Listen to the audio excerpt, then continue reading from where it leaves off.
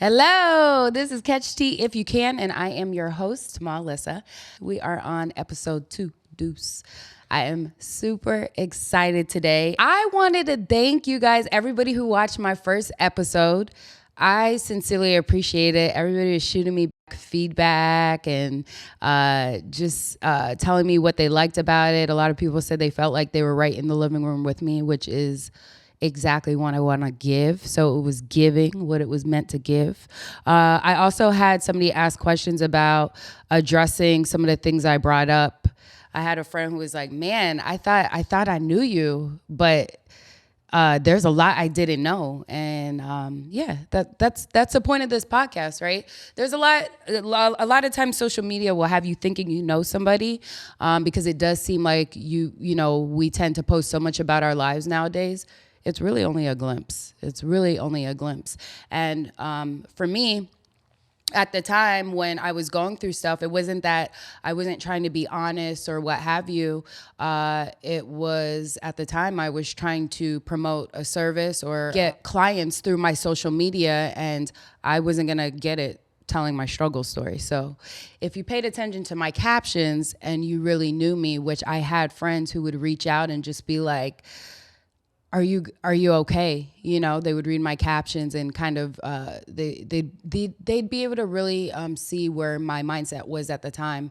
And I actually have a friend, shout out to Tyler, who after getting off the phone with him one day, he was like, he sent me a text, and I can tell this story now without crying, but every time I used to tell this story, I used to cry. He sent me a text message and was like, I know you say everything's okay. And he was like, I just wanted to send you, he sent me $75, which does not sound like a lot today, but when you got very little, that's a lot. He sent me $75 and was like, hey, get something to eat, groceries, whatever you need. And I wanted to say that to say you never know what people are really going through. A lot of the times it's not that they're trying to hide it. It's just they're trying to stay positive, and kind of, it's almost like you're trying to psych your mind out to not be within reality. And I felt like where I was at that time, I'd placed myself in a position, I put myself there. I made the choices, so it wasn't anybody's responsibility, or nobody was obligated to help me out. Therefore, I wasn't really able to ask. But if you have true friends, people who are able to hear beyond the I'm okay, I'm good, and really be able to read in between the lines and what's going on, that's a blessing. That's a blessing. So I definitely want to say thank you to Tyler for that. One of my very, very, very good friends. Yeah, so again, like I said, this podcast is about real people with relatable stories who bet on themselves and are winning, right? And winning is, it's winning through their eyes. They set a goal, they accomplished it. And I feel like nowadays on social media, it has you thinking that you have to be driving, some type of luxury car, living in a 4 or 5 bedroom house or a high-rise condo. It's all these material attributes to what success is, and that's not what it's all about. So I love that I'm able to create this platform to bring people on. Today, my special guest is Danielle Hodge, who I'm so excited about bringing on. Danielle, actually, a lot of people think that we're cousins, because that's what we told them. And Danielle embodies and is the personification of what I'm telling you this podcast is about. And I don't want to say too much and ruin it. I want her to come on and tell her own story. But for those of you who don't have the pleasure of knowing her, she is a hustler, boss lady, every sense of those words that I just used. That's what Danielle represents.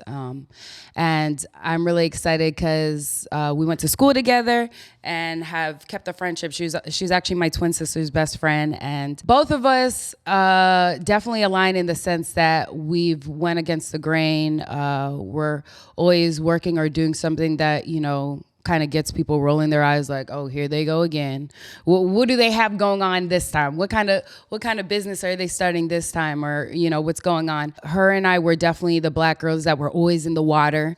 And if you see my Instagrams or what have you, most of my pictures from vacations are in tropical destinations or by the pool.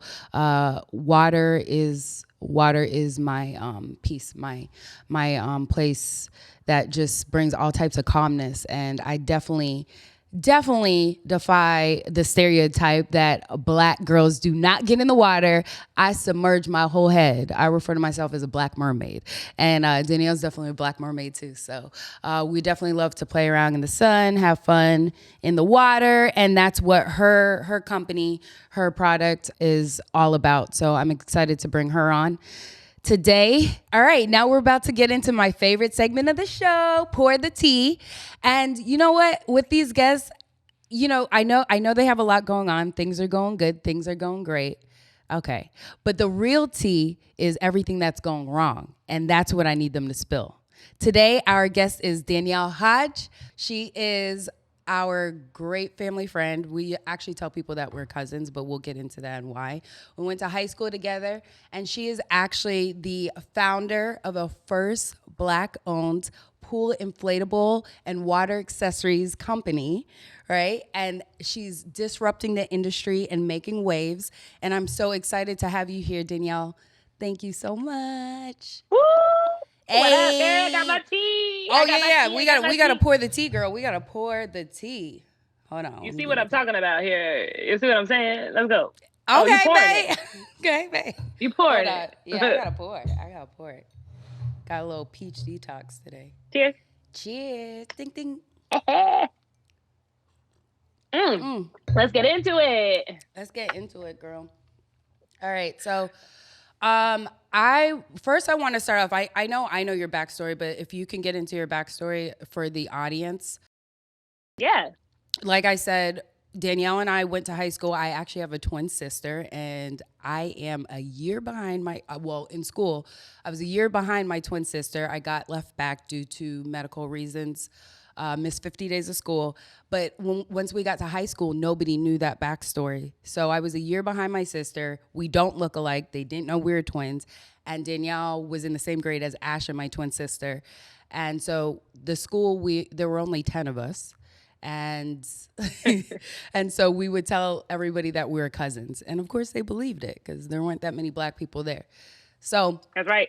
Yeah. So I want you to get into your story because Danielle embodies everything that I think this show, this podcast represents. Just her passion, her ambition, her ability to be resilient, but yet always stay so positive and have that Colgate smile on. Thank you, girl. For real. But I think what is most important is your backstory. And I want you to start there, kind of tell people, I guess let's start from college and go up. Well, when we graduated high school, and then we'll get into where you are today as far as Alma Ocean. So. All right. Well, let's just start with saying I didn't graduate college. I did 2 semesters at Borough Manhattan Community College. Okay. But yeah, I will rewind back to high school. Right after I graduated, my mom helped me.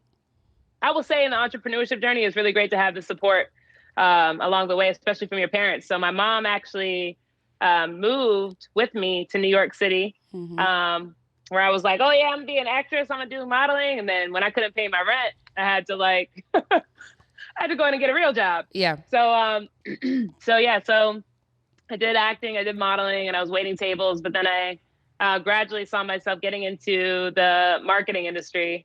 Starting off as a promo model for Nouveau Liqueur. Shout out to John, JV, John Vasquez. I was working for Nouveau as a promo model, worked my way up, became a manager for Nouveau, Northeast manager.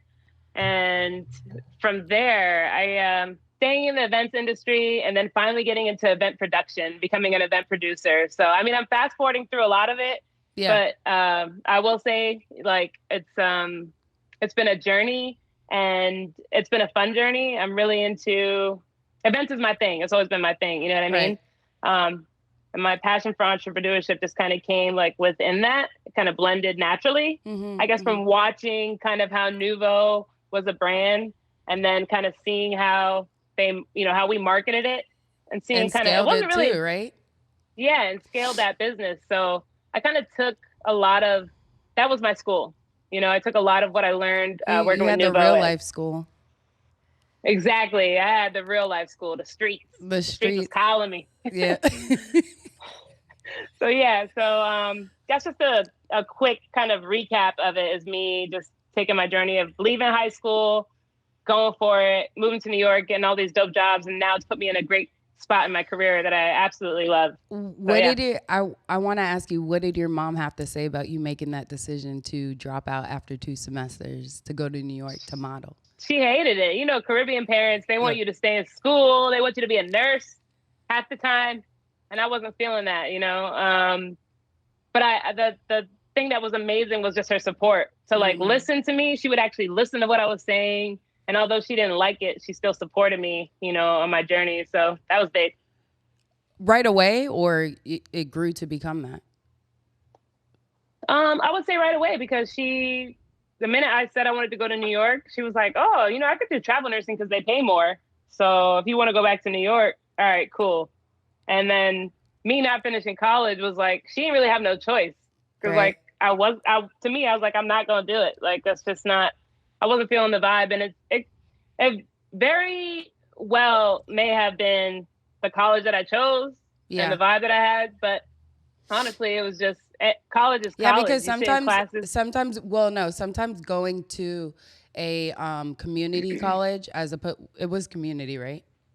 Yeah, it was community college, Borough Man Community College. So from what I've heard, going to community college as opposed to 4-year, you are missing that community, so to speak, and it's almost like boarding school. You're living on campus. Even if you're not living on campus, you're living close enough to campus, and most of your activities are based around campus, and all the friends and everything that you make there. So I can kind of see where, not to say that you go to school for friends. It was a pit stop for me.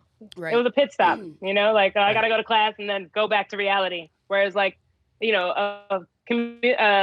university is like community, Yeah, it's like your small little neighborhood, so to speak.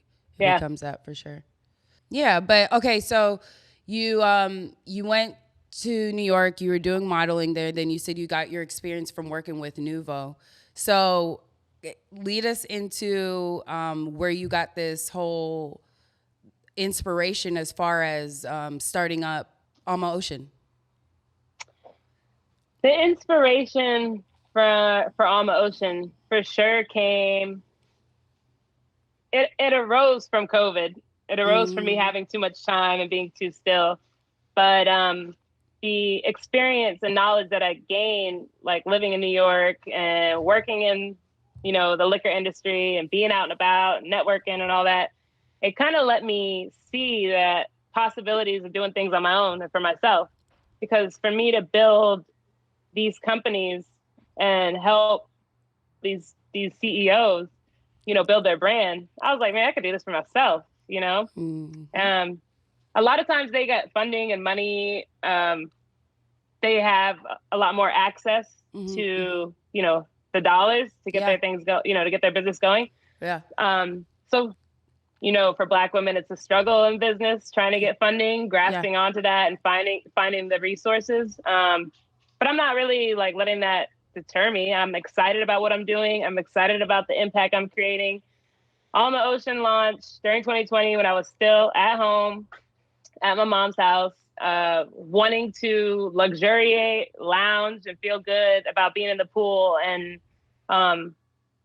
just relaxing, because it was a stressful time for everybody, right? So I get online, I start looking for pool inflatables and realize there's not a lot in the market that's speaking to the Black community, let alone there's not like a product attached to like a community that's uplifting us to be in the water space more. All that's like going through my head, and my brain is crazy the way it thinks. Like it's just constantly thinking of ideas, but I'm the type of person that like I move on them. Sometimes I move too quick. Right. That's real though. That's real. That's good that you acknowledge that, because I know I'm the same way too. Yeah, yeah. I moved too quick, which is why like I look forward to when I can have partners and people who can kind of slow me down and add a little bit more strategic moves. For me, I'm just like, ooh, I'm visual. You know, I could see it and I just want to go and like get it done. You're the But visionary. I'm a visionary. And it literally started from me taking like printouts of patterns that I liked. Yeah. I really like to see the kente pattern. And I thought, man, if I took that kente pattern and put that on a pool, oh, that's going to blow people's mind, you know? Yeah. So that's where I got the Culture Addict pool from, because I felt like people will see that pool and know that, like, if you got that pool, you're addicted to culture. Like, you need to get that type thing. So that's where Culture Addict came from. I also have a float called Kente's Cousin. I love that name. But how'd you come up with that? And who came up with the designs? Like, I know you came up with the patterns, but like talk about some of the other products that you have and who came up with those designs. So I have a Rasta unicorn drink holder, which my nephew is 15 at the time. He designed that. You mean this one? Yeah. That one. You mean cheers? This one? I should have had one. I'm traveling. Yeah, that one. So cute. I love it. Yes, that exact one. So my nephew designed that. He was 15 at the time. He's like 18 now. He designed that. And then I have 18. Girl, time flies. 18. Yeah, girl. He just turned 18. Don't talk about it. Yeah, we're not going to talk about that, because what does that mean about us? What does that mean about us? I know. But yeah, so I came up with these designs. I have a bunch of designs.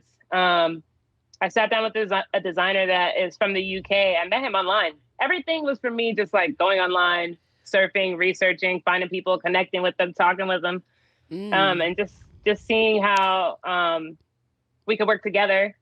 There's a gentleman I met in the UK. He was on a website where like a bunch of designers are at. We collabed together, and I just told him what I wanted.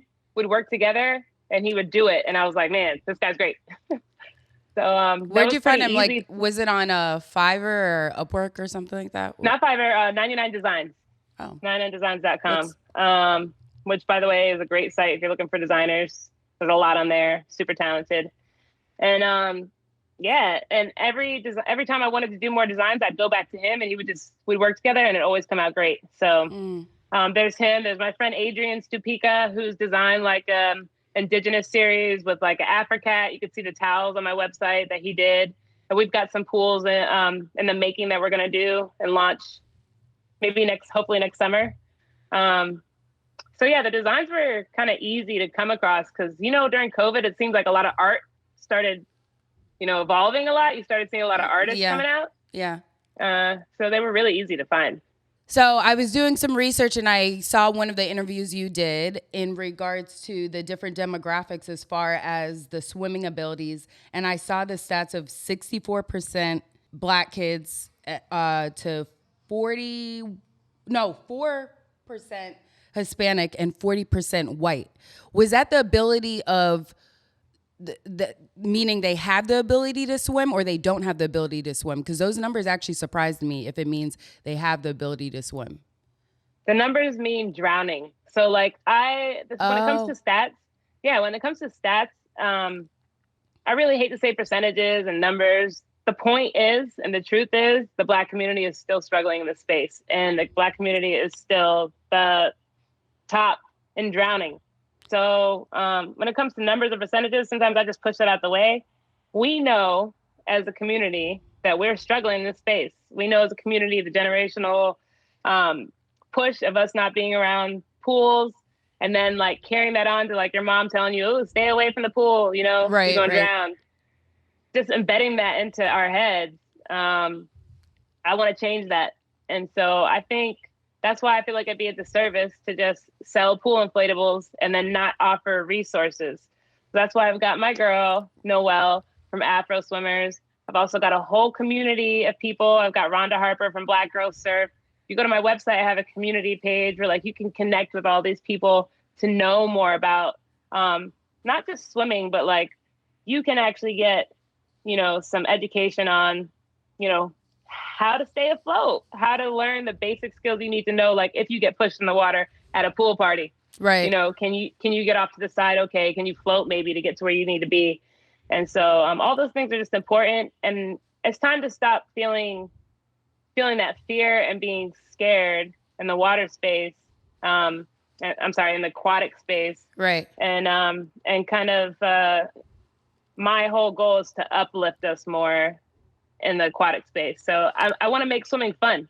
And that's kind of why I came up with pool inflatables and beach towels and all the accessories you would bring with, if you go to the beach or by the pool. It's because I want it to be a space that's fun. Yeah. And I know a lot of Black women, they're, worried about their hair, but we got so many hair products out there now, and I think that it's a sacrifice you make sometimes to go and get your braids wet. Exactly. And I was going to say, unless people are pretending on Instagram, it seems like a lot more Black girls are getting in the water or at least posing by the water. So hopefully your floats is definitely going to be encouraging them to get in the water and look cute. So that's a good thing. Yeah. If they're going to get in halfway because they can't swim, get in halfway on my float, but at least know how to save yourself. Right. You feel me? Yes, right. And I know, so I know you spoke about the resources that you have and you're providing, you want to provide to the community. You also speak a lot about the power of community and the representation in the water space. So what is your plan as far as executing that? What's a short-term and long-term plan? Man, that's a great question. That's a great question. I'm launching the Alma Swim Foundation, and that's where I'm going to collaborate with swim coaches. I'm going to offer clinics. I'm going to do workshops. Hoping to do like a pool tour with my girl Noelle, where we're just kind of like having panels and again having clinics. And swimming can be all year round. It doesn't have to just be in the summertime. So even in the wintertime, offering classes and letting people know where they could go to find out about these things, like a hub, a resource, a whole aquatic community. I feel like it's kind of just neglected, Yeah. So to disrupt the market with these pool inflatables and be loud about, the impact that I'm trying to create, not just in Orlando, where I'm from, with youth and with my adult friends, but just overall everywhere around the world. So I'm excited about it. I'm passionate about it. And I'm happy to be here because I'm talking about it. What kind of conversations have you seen or have you heard in terms of, I'm sure people are reaching out to you and DMing you about, what it's done for them or, what that conversation has initiated. Can you share some of that? Yeah, I think some of the changes that I've seen are, it's crazy. People will send me now, memes that have to do with swimming. They'll send me anything that has to do with water, pool, swimsuits, surfers. They're seeing like Black women surfers and they're sending it to me in my DMs. Yeah. So it means that people know, oh shoot, let me show Danielle because this is what she's doing. And so like, I know those people see what I'm doing. And they're becoming more aware of it. They're becoming more aware. Yeah, they're becoming more aware. And I think now there's this shout out to Ebony Beach Club. It's like all these Black people that come together. I believe the guy's name is Brick. He's a music artist. He's bringing all these Black people together in LA at the beach. And they all go to the beach and they just celebrate being by the water. So like there's movements going on that like a lot of people don't really know about. And it's fun. It's so fun. And it's like, it's time for people to know about these things, and connect. So I don't know. I'm just really excited. That's the changes that I'm seeing is that people are becoming more aware of the aquatic community. And I think that's dope. What are some of the challenges that you faced in terms of starting Alma Ocean, especially since you started it during the pandemic? And not only the challenges, but what was a time that you were like, what am I doing? What am I doing? I started, I got to finish, but what am I doing? Man, what are some challenges that I faced? Too many to name, but I will say that being a solo entrepreneur is tough because, at the end of the day, you can reach out to people for their input, but it's down to you to make the decision. And so sometimes it's good to have the yin to your yang, especially for somebody like me that moves so quick, somebody to kind of slow me down. So I think the challenge is being able to like stay focused, being a solo entrepreneur until somebody said the other day, like, if you build it, they will come, doesn't mean anything. But to me, I feel like I have to keep doing things like this, hopping on podcasts and posting on social media and speaking engagements and going to events and networking. So letting people know what I'm doing. And yeah, I forgot what the question was. No. You answered it, but I want to help you out. I want to help you out with that as well. I mean, the segment's called Pour the Tea, and I feel like I want to give you the opportunity to tell us the real. Like what are the what are the common misconceptions that you feel people may have just from following you on social media or following your Alma Ocean page and seeing that you are gaining all this traction? You've been in, I don't know if you want to talk about all the features you have. So even though you're building that traction, what is some of the common misconceptions that you feel people have? Well, the one thing, and there's a lot of people who say it too, is like, it always looks so beautiful from the outside and polished up and glamorous, but behind the scenes, you're just like, oh shit, what am I gonna post today? Like, I gotta keep the content going, or like, what am I gonna learn today? You know, like for me, because I got water safety certified, I'm like, okay, that's one thing, but like, what else can I keep doing to further my education on my mission? And finding the right people to connect to. So it's a struggle, but it's also like a beautiful struggle. You know, I'm super optimistic about my journey, and I'm super optimistic about kind of like the people that I know will come into my life to help me build my company. So it's just staying positive and knowing that, like, also not being scared to ask questions. Like, I realized that too, in sliding DMs. I've been doing that, like sliding people's DMs. Hey, do you want to collab together?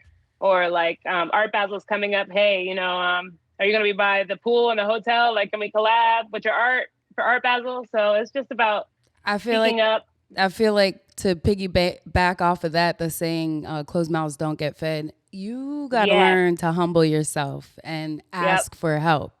And I feel like sometimes that is the challenge of when you're trying to start a business, and then you're building that traction, and everybody thinks things are, you know, they're doing well, but you're still not at that point where you want to be, that end point, right? And it's being able to ask for help, because you're wondering, oh, are they going to be looking at me like, well, you're making it look like this. Is it really that? Right. And you got to get past all of that. And I find that when you have your mentors, or you're just communicating with people who are just a few steps further ahead than you are, that's something that is very common. And they tell you, like, ask for help. Ask for help. As long as you're willing to put in that work, you're going to find a mentor or just some type of support where they're willing to give it to you, because they see that you're willing to put in the time. Exactly. So although I know, like, you and I spoke about this before, I know people in top places, but like, people aren't going to necessarily support you right away just because they for real want to see how serious you are about what you're doing. And that's just them, because they got a lot of stuff going on themselves. It's like, for me, I got a lot of stuff going on. So if I don't see somebody being serious about what they're doing, it's going to be hard for me to support. So I really want to see the effort. So I understand that. What was a feature or one of the reposts that happened from one of your celebrity friends, or somebody high up there that you got really excited? Charlemagne! My boy Charlemagne, the guy. Yeah, Charlemagne, he reposts some of my stuff, and I'm a huge fan. I know a lot of people are always be hating on my boy Charlemagne, but I'm a huge fan of just like his consistency.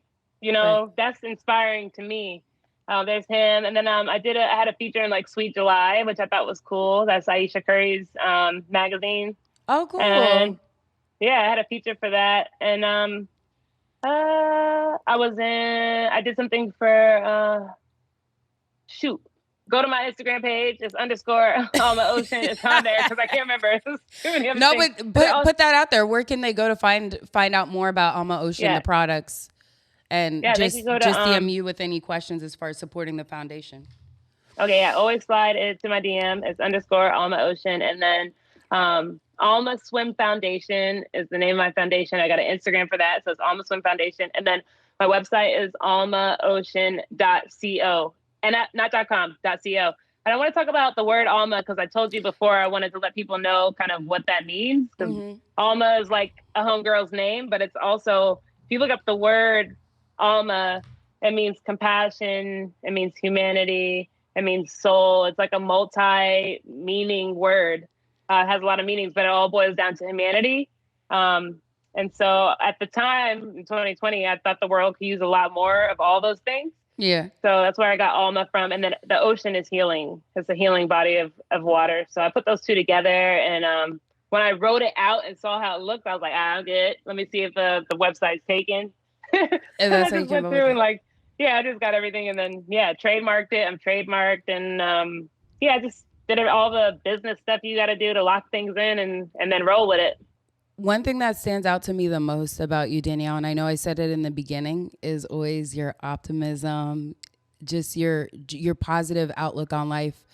I know your personal background story, but I was just wondering if you were willing to share just kind of some of the obstacles, the trials, tribulations that you've went through, and kind of explain, does that kind of set the tone for how you attack your ventures? So when I was younger, I actually almost drowned, and my brother is the one who he hopped in the pool to save me. Wow. And this is legit, like not just stuck in the water. This is like I was out for a little bit, and that same brother, he's 3 years older than me. His name's Avi. He's actually bipolar schizophrenia, right? Yeah. And so for me, there's a reason why I'm here. And there's a reason why all this comes back full circle. It's kind of crazy how, I don't know, everything just comes together and like, I'm on my path. I'm on my journey. I can't stop now. I got to keep going. So all those things come into play for Alma Ocean. And I keep that at the forefront as I'm, building my brand. And I hope that like, as I keep going on my journey, there are things that I include, not just swimming, and water safety, but mental illness is close to me. So I hope that's something that I can kind of push out more too. And that's kind of taboo in the Black community as well too. So I feel like it's fitting. It's fitting. Yeah.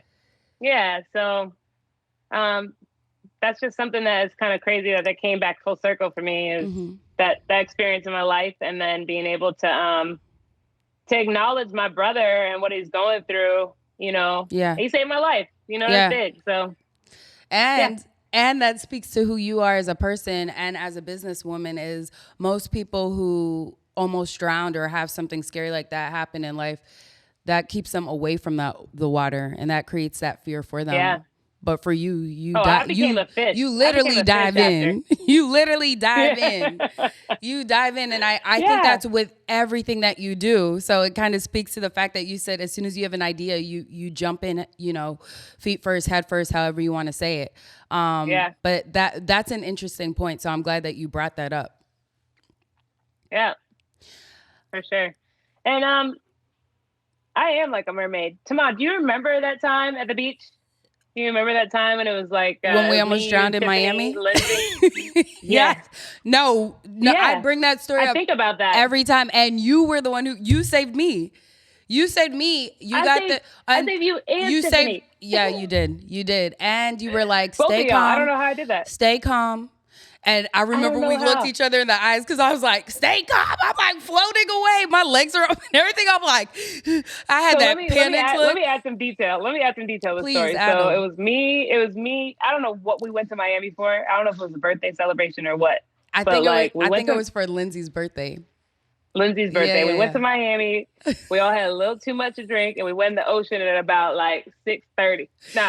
5:30. And we were just talking, walking into the water. Yeah, no lifeguards on duty. The waves is going, we going like this. Yeah. Right? And not even noticing. We I looked back. That was the liquor. We thought it was the liquor talking. We looked back at the shore, and Lindsay's all the way. And I'm like, and it's not even till we saw that y'all started panicking. Yeah, we're like, how we got all the way out here? I was like, oh shit, we out kind of far. And Tiffany's like, doing this little bob thing. And I'm like, oh shit, can you swim? She's like, no, I can't. And I'm like, what are you doing out here? You can't swim. Like, this is all going on while the waves are like taking us Yeah. out. And then tomorrow, I'm looking And at tomorrow I like, can swim, but I couldn't that day. Like, it was just the waves and... No, it's not the waves. We shouldn't have been drinking and then going in the water. That too. But I'm also going to blame it on the waves too. Blame it on the waves. Blame it on the liquor. Blame it on the alcohol. It was the high tides. It was the high tides for real. Yeah. High tides, yes, in the evening. No lifeguard on duty. We did all the wrong things. We learned from that. I learned from that. So right now, if y'all are young kids, if y'all are watching this right now, don't ever do that. So it wasn't until like we noticed how far out we were. And then I was like, listen, these two bitches not gonna die on my watch. So I would like go down and push Tamal and then go down and push Tiff and go down. And I kept telling Tamal, just float. And then when I could finally get a chance to like wave Lindsay down, she got those two guys to run out and get y'all when she noticed what was wrong. And they were like, you need help? I was like, nah, they do. They do. Yeah. And the guy told me, swim that way. So you guys, if you ever caught out in the waves, swim diagonal back to shore. And that's what I was doing wrong. I was swimming forward, not knowing that when you have the high tides like that, you need to swim diagonal. So I kept swimming forward, and you're just wasting energy because as the waves go forward, they just pull you back. So essentially, you're just swimming in place. You're not making nothing like that. Listen, catch tea if you can, audience. Listen, do not drink or swim. Okay, that was wild. That was wild. No, but for real, that is the main takeaway. Don't drink. Yeah. Don't do that, and especially not in the ocean, with no lifeguards. But yeah, I think about that often because I'm like, that was crazy. That is literally the thing I'm advocating for is like drowning. And Tiffany couldn't even swim. But she was like, she had to get home to those kids. I was like, at the end, when we were all safe, we all started laughing because we were like, I thought you couldn't swim. And she was like, all I could think about was those kids in this wig.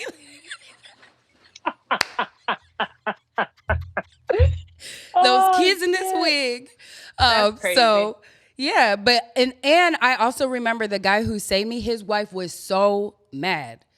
Kind of like, you went and almost I was like, thank you. And she just turned around all mad. I was like, I don't even blame you. Yeah, because she's kind of like, you just risked my husband's life, going out there like idiots without, that wasn't nice any lifeguards or anything. But anyway. Yeah, she was not happy. But yeah, that was my friend's still here. Yeah, we almost drowned together. That's a real bonding experience. But yeah. Thank you so much for coming on today, Danielle. I really appreciate it. Is there anything that you feel, might have been left out or that you feel you definitely want to say before we close out? I will say... Besides, don't drink and swim. No. I will just say, for any entrepreneurs or people who are launching brands or anybody in the business space or product space, just keep going. That's it. I don't really got much else to say except everybody's going to have their own journey. There is no blueprint. People always going to tell you about, this is what you got to do or reach out to them like this. No, just keep being yourself. Stay focused. Stay active. And keep asking questions. The journey is your own journey. There's no blueprint. Don't feel like you got to be doing things a certain way. And it's true what they say. Everything looks so beautiful on the outside. It's a true struggle. Successful people. I just watched Tracy Ellis Ross, who I love. Shout out to Tracy. Reach out to me, girl. Shout out to Tracy Ellis Ross because I went to a luncheon today and she was speaking. And even she said, it looks so beautiful to everybody on the outside, but on the inside, she said, my insides are not your outside. Or something like that. It was really powerful what she said.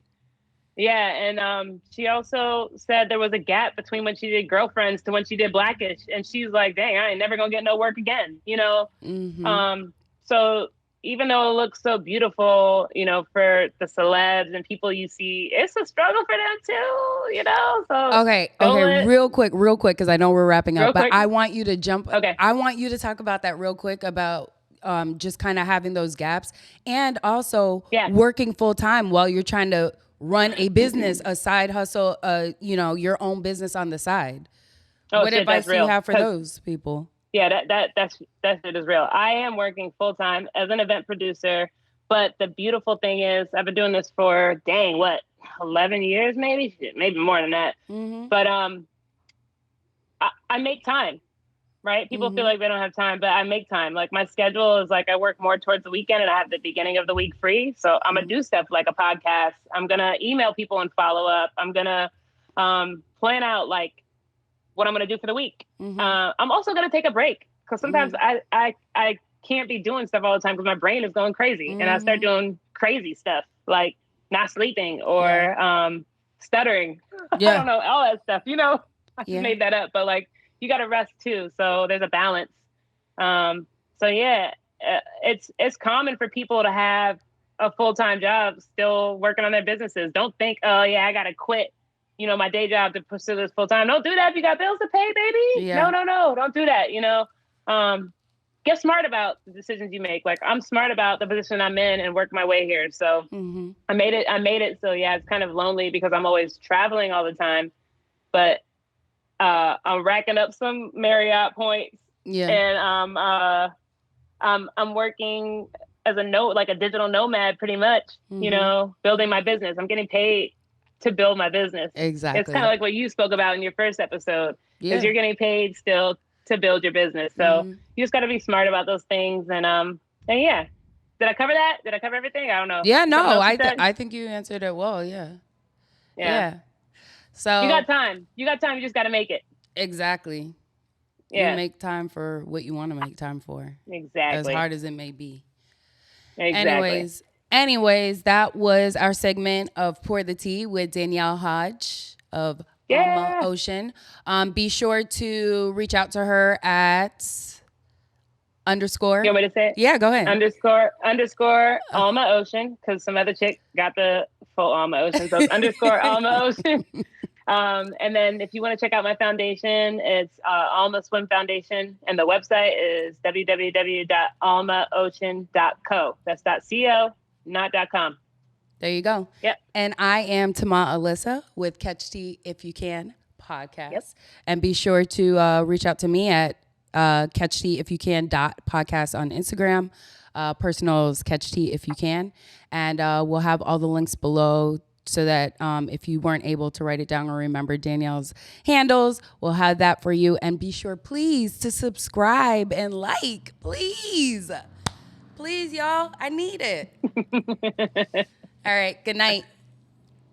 Bye. Bye. Bye. All right. That's a wrap. Episode 2. Thank you so much, Danielle, because if you guys liked what Danielle had to say, please make sure to support her. Go check out her foundation on her website. Also, all her handles will be down below. If you liked the key takeaway of do not drink and swim. No, I'm kidding. She dropped way more gems than that, so you should have been paying attention. You better take away way more than that. But yeah, please support. Send her a DM. Send me a DM. My handles are below. Any questions that you may have about this episode or episode 1, or maybe you just want to see me interview somebody else or talk about something personally that I may have not touched yet, please feel free to reach out to me. Again, thank you. Thank you so much for taking the time to sit here and listen to me for however long this may be. Hopefully we edit it down so it's not too long. But I really appreciate y'all. And again, this is Catch Tea If You Can. So make sure to catch me next episode.